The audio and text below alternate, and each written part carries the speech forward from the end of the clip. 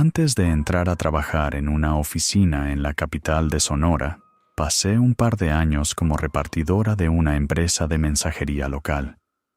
El salario no estaba mal y, en general, me gustaba lo que hacía, aunque había días bastante pesados.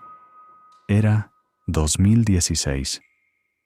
Hacía poco más de 3 años que había terminado el bachillerato. Aquel jueves me tocaba turno de 2 de la tarde a 10 de la noche, en pleno otoño. Para las 7 ya había caído la noche por completo. Yo vivía en un fraccionamiento de las afueras de Hermosillo, un lugar que no era peligroso, pero sí se notaba descuidado y con poca iluminación. Repartir ahí siempre resultaba complicado. Había colonias con casas muy separadas unas de otras y también terrenos baldíos entre calles. Además, las avenidas y callejones estaban llenos de hoyos, lo que hacía mis recorridos más lentos e incómodos de lo normal. Después de varias horas recorriendo colonias en diferentes sectores de Hermosillo, llegué a una de esas calles desiertas. De un lado había casas viejas y muy separadas entre sí, del otro, puro monte oscuro y descuidado. Eran casi las 9 de la noche. Ya estaba por terminar mi turno y me quedaban apenas un par de paquetes. Uno de ellos era para una vivienda improvisada en esa calle y necesitaban firmarlo, lo que significaba que no podía simplemente dejarlo en la entrada. Me estacioné frente a la casa, caminé hasta la parte trasera de la camioneta y saqué una de las cajas más grandes y pesadas del día. Al moverla se escuchaba cómo chocaban piezas metálicas en su interior. No sabía qué podía hacer, mi trabajo solo era entregarlo. No había timbre, así que golpeé la puerta con los nudillos. La casa estaba a oscuras y no había ningún vehículo afuera, pero confiaba en que alguien respondiera.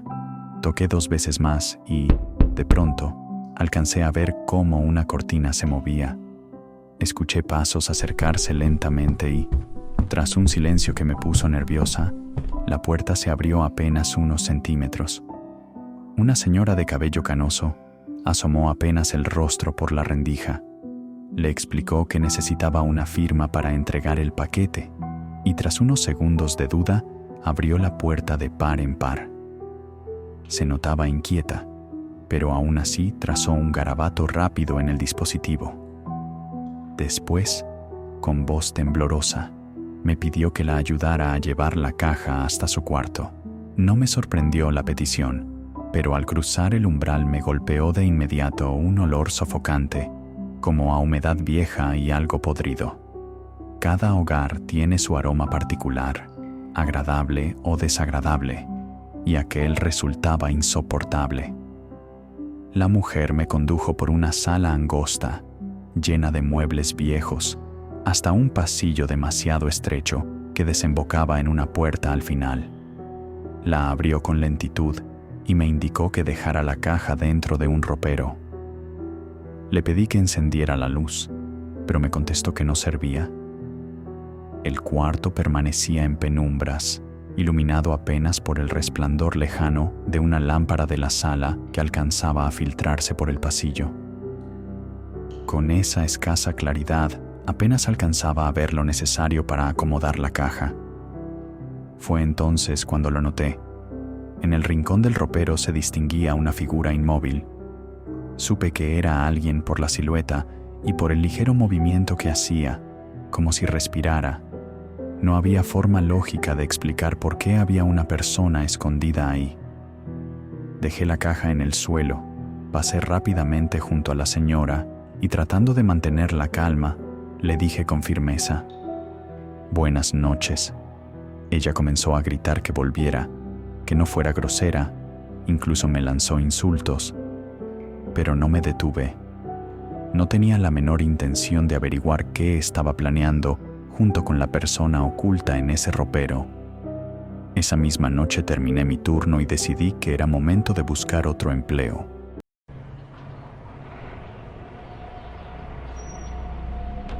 Llevo más de una década trabajando como chófer de carga en distintas empresas. hace unos 4 años estaba empleado en una distribuidora de abarrotes en Sonora, encargándome de los traslados más largos. Casi siempre me tocaba manejar el camión de caja larga, que fue justo el vehículo que conduje aquel 15 de agosto. Era un martes caluroso. El sol caía fuerte y la jornada apenas comenzaba, pero ya había pedidos atrasados que debía entregar. Arranqué el viaje alrededor de las 5 de la tarde, con la idea de llegar a la frontera antes de la madrugada. No quería quedarme varado en medio de la carretera para descansar.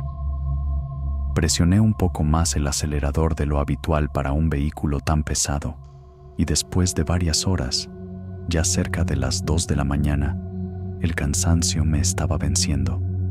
El destino se encontraba a menos de 40 minutos, así que pensé que podía resistir. Tenía los ojos secos, me costaba mantenerlos abiertos. Decidí rociarme un poco de agua en la cara, buscando mantenerme despierto al menos el tiempo suficiente para terminar el recorrido. La carretera se sentía interminable. Únicamente las luces de mi camión rompían la penumbra, mientras todo lo demás estaba envuelto en una oscuridad sofocante. De pronto, algo llamó mi atención. A lo lejos, justo en medio del asfalto, una silueta comenzó a tomar forma. Instintivamente presioné los frenos con toda mi fuerza, y conforme me fui acercando, logré percibirlo mejor. Estaba cubierto con un abrigo gris oscuro, y una bufanda roja desteñida colgaba de su cuello. Lo inquietante era que su cuello parecía demasiado largo, casi desproporcionado, como si no perteneciera a un ser humano. Y lo peor, en lugar de facciones, su rostro era solo un vacío borroso, como una mancha sin forma. Estaba a punto de bajar el vidrio para preguntarle si necesitaba apoyo, cuando aquella figura giró de golpe hacia la sierra y se perdió entre los matorrales. No me detuve a analizarlo. Instintivamente presioné el acelerador y continué avanzando. Sin embargo, apenas unos segundos después, sentí el corazón retumbar en mi pecho al comprender lo absurdo de lo que acababa de presenciar. Minutos más tarde, algo volvió a cruzar frente a mis faros. En un inicio pensé que era algún animal grande, tal vez un venado, pero al verlo internarse corriendo entre la maleza, noté con terror que se trataba de otra persona. Esta vez no frené, ni siquiera solté el pie del pedal. Al contrario, presioné con más fuerza. Ya no tenía la menor intención de detenerme. El cansancio ya me estaba derrotando, al punto de que por instantes me fui hacia el carril contrario sin notarlo. Faltaban alrededor de 40 minutos para llegar, pero tenía claro que no resistiría despierto hasta allá.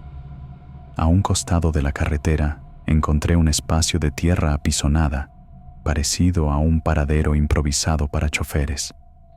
Detuve el camión, me recosté en el asiento y cerré los ojos. Dormí menos de 1 hora, hasta que abrí los ojos de golpe, sin motivo alguno. Algo en mi interior me advirtió que debía encender las luces. Giré el interruptor y de inmediato los faros iluminaron lo que había frente al tráiler. Y ahí estaba otra vez, el mismo sujeto que había visto en la carretera, parado justo frente al camión, mirándome a través del parabrisas. Esta vez, su rostro era visible, una sonrisa exageradamente amplia y unos ojos desorbitados que no se apartaban de mí. En una de sus manos sostenía algo, pero no pude distinguir qué era. Solo esa sombra extraña entre sus dedos me hizo sentir un escalofrío helado recorriéndome la espalda. Sin pensarlo más, encendí el motor y salí de allí a toda velocidad, deseando no volver a verlo jamás. Hasta ahora, no logro comprender cómo aquel hombre pudo aparecer tan lejos del primer sitio donde lo vi. Esa madrugada, no volví a frenar en ningún tramo. Seguí manejando hasta llegar a la central de carga en Monterrey, donde terminé quedándome dormido dentro de la cabina del camión. La única explicación que me parece medianamente razonable es que el cansancio me estaba jugando en contra. Sin embargo, jamás había experimentado una visión tan real, tan perturbadora. Y es justamente eso lo que aún me atormenta cada vez que recuerdo aquella noche.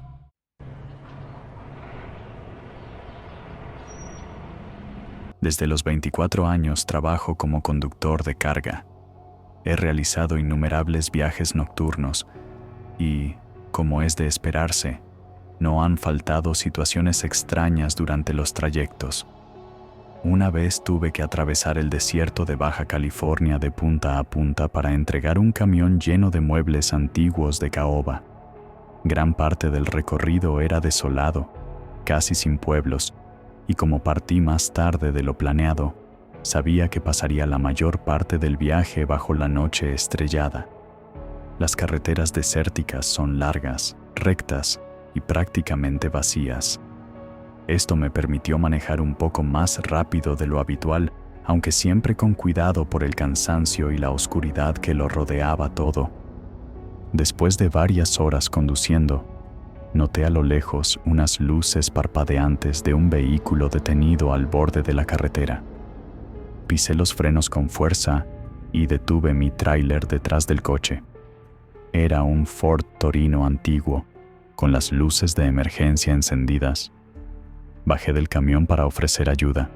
Golpeé suavemente la ventana, pero no obtuve respuesta. Me agaché para mirar mejor por dentro. Estaba completamente vacío. Revisé todos los asientos uno por uno. Nada.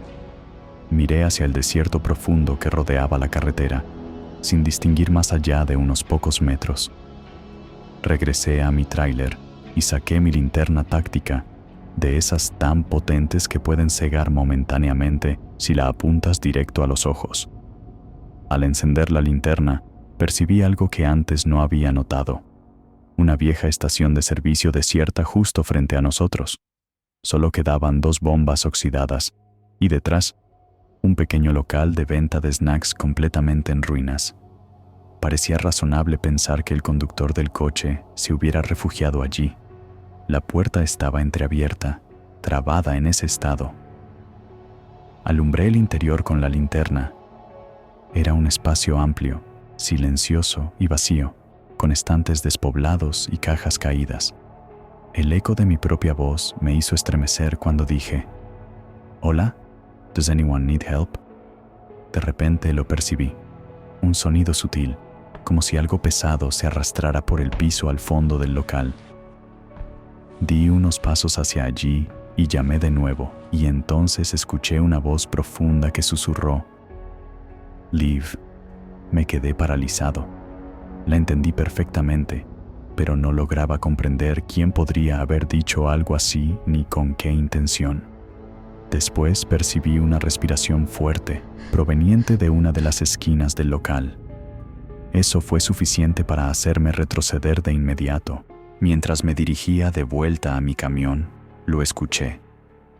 Un grito femenino, agudo y desgarrador, que surgía desde el interior de la vieja tienda.